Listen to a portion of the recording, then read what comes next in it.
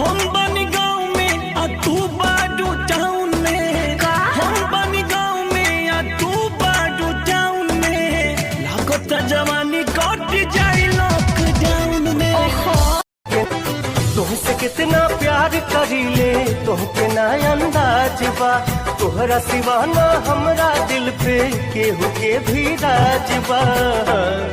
तू कहबू त जियब ना, ऐसन रूपवा सजावल का होई जब देखी न के हो गौर से, ऐसन रूपवा सजावल का हो।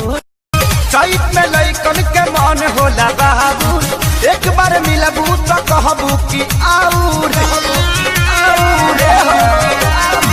चैत में लइकन के मन होला बाबू, एक बार मिलबू तो कहबू कि आउर। हाथ डलिए न फाटल बाबा गली, लगा के फेर भली गेहूं बटी है।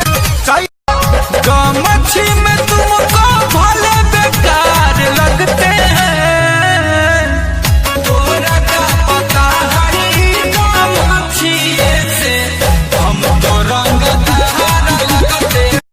कि बान्ही के पगड़ी स्टेरिंग के पगड़ी लटकी हाँ जनिए राजा जी, तनासा में गड़िया लोड के रोड पर हकी हाँ जनी।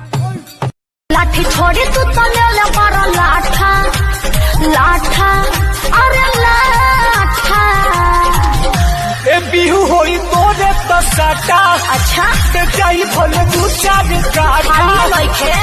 मैडम सुनिए, क्या हमको भी लड़की पटाने आता है।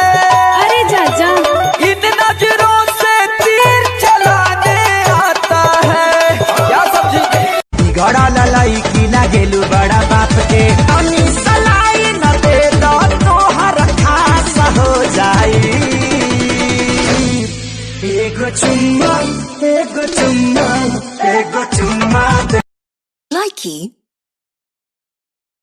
सुतल सपना के आगी में जार दे, जहिया आई बारात तो डोली में गोली मार दे, जहिया आई बारात तो डोली।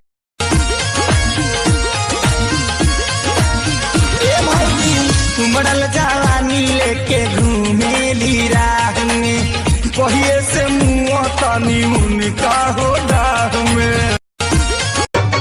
हमरा घर भर के लोग तोह के जानत रहे, हमर मम्मी पतोह तोह के मानत रहे। मुँह कवन लेके लोगवा के बतिया कई दिहल तू सही, देबू तू धोखा कबो सोचले न